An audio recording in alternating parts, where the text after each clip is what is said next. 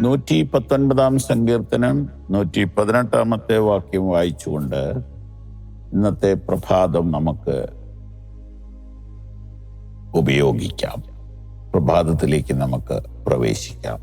119 സങ്കീർത്തനം 118 വാക്യം. നിന്റെ ചട്ടങ്ങളെ വിട്ടുപോകുന്നവരെ ഒക്കെയും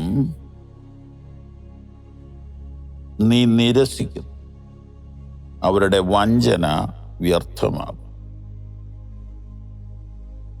ഇന്നലെ നാം കണ്ടത് വചനത്തിന് മുഖ്യ പരിഗണന കൊടുക്കുന്നവരാണെങ്കിൽ, ഇന്ന് നാം കാണുന്നത് വചനത്തെ ഉപേക്ഷിക്കുന്നവരെയാണ്. അപ്പോൾ ഉപേക്ഷിക്കുന്നവരും പരിഗണിക്കുന്നവരും മുഖ്യ പരിഗണന കൊടുക്കുന്നവരും, ഇങ്ങനെ 3 കൂട്ടരെ നമുക്ക് കാണാം.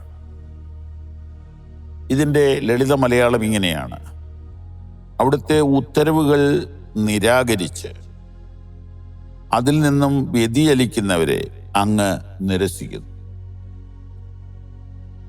അവരുടെ വഞ്ചന, അവരുടെ ദിവാസ്വപ്നങ്ങൾ വ്യർത്ഥമത്രേ. അവരുടെ വഞ്ചന വ്യർത്ഥമത്രേ എന്ന് നാം ഇവിടെ വായിച്ചപ്പോൾ ലളിതമായ ഭാഷാന്തരത്തിൽ അവരുടെ ദിവാസ്വപ്നങ്ങൾ വ്യർത്ഥമത്രേ എന്ന് കാണുന്നു. വ്യർത്ഥമായ സ്വപ്നങ്ങൾ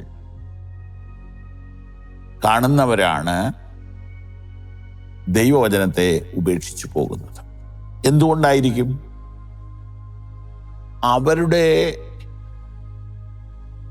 അസാധ്യമായ സ്വപ്നങ്ങൾ, ദിവാസ്വപ്നങ്ങൾ, വ്യർത്ഥമായ സ്വപ്നങ്ങൾ നടപ്പിലാക്കാൻ ഒരിക്കലും ദൈവത്തിൻ്റെ സഹായം ലഭ്യമല്ല. ദൈവം നൽകുന്ന സ്വപ്നങ്ങളാണ് ദൈവം നടപ്പാക്കുന്നത്. സ്വപ്നങ്ങൾ പോലും നാം ദൈവത്തിൽ നിന്നാണ് സ്വീകരിക്കുന്നത്. നമ്മൾ തന്നെ നെയ്തുണ്ടാക്കുന്ന സ്വപ്നങ്ങൾ, അത് വ്യാജമാണ്. അതിനെ വഞ്ചന എന്നാണ് പഴയ തർജ്ജിമയിൽ പറഞ്ഞിരിക്കുന്നത്. അവരുടെ വഞ്ചന വ്യർത്ഥമാകും എന്ന് പറഞ്ഞാൽ അവരും മറ്റുള്ളവരും വഞ്ചിക്കപ്പെടുകയാണ്. ഉദാഹരണത്തിന്, നരകമില്ല, ന്യായവിധിയില്ല, ദൈവമില്ല, സാമർഥ്യമുള്ളവർ ജയിക്കും, അല്ലാത്തവർ തോക്കും, കഷ്ടപ്പെടാനായിട്ട് വിധിച്ചവർ കഷ്ടപ്പെടും, സമ്പത്തോട് കൂടെ ജനിക്കുന്നവർ സന്തോഷിക്കും. ഇങ്ങനെയൊക്കെ പറയുകയും പഠിപ്പിക്കുകയും ചെയ്യുന്ന ഒരു കൂട്ടം ആളുകളുടെ ഇടയിൽ ഇവിടെ ഒരു ഭക്തൻ പറയുകയാണ്: അവിടുത്തെ ഉത്തരവുകൾ നിരാകരിച്ച് അതിൽ നിന്ന് വ്യതിചലിക്കുന്നവരെ അങ്ങ് നിരസിക്കുന്നു. അവരുടെ ദിവാസ്വപ്നങ്ങൾ വ്യർത്ഥമത്രേ. ദൈവത്തെയും ദൈവവചനത്തെയും നിരാകരിച്ചിട്ട് വെറും വ്യർത്ഥമായ സ്വപ്നത്തിലും സങ്കല്പത്തിലും ജീവിക്കുന്നവർ തങ്ങളെ തന്നെയും മറ്റുള്ളവരെയും വഞ്ചിക്കുകയാണ്. ഈ ഒരേ ഒരു ജീവിതം മാത്രമേ നമുക്ക് ഇവിടെയുള്ളൂ. ഈ ജീവിതം നമ്മെ അടുത്തൊരു ജീവിതത്തിന് വേണ്ടി പ്രിപ്പയർ ചെയ്യുകയാണ്. ദൈവവചനം പരിശോധിച്ചാലും മഹാന്മാരുടെ ജീവിതം പരിശോധിച്ചാലും നമുക്കൊരു കാര്യം അറിയാം: ഇവിടം കൊണ്ടിത് തീരാനുള്ള ഒരു സാധ്യതയുമില്ല.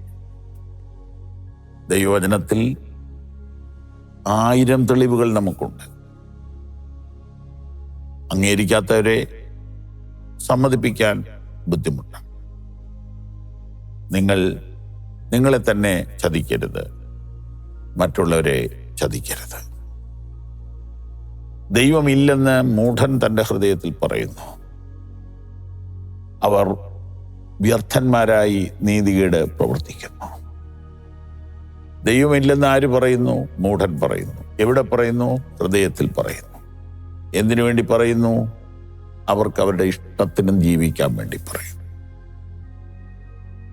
തോന്നിവാസങ്ങൾ ചെയ്യാനും തോന്നിയതുപോലെ നടക്കാനും അവരുടെ മനസ്സിൻ്റെ സ്വപ്നമനുസരിച്ച് പ്രവർത്തിക്കാനും അവർ ദൈവത്തെ ഉപേക്ഷിക്കുന്നു, വചനത്തെ വിട്ടുപോകുന്നു.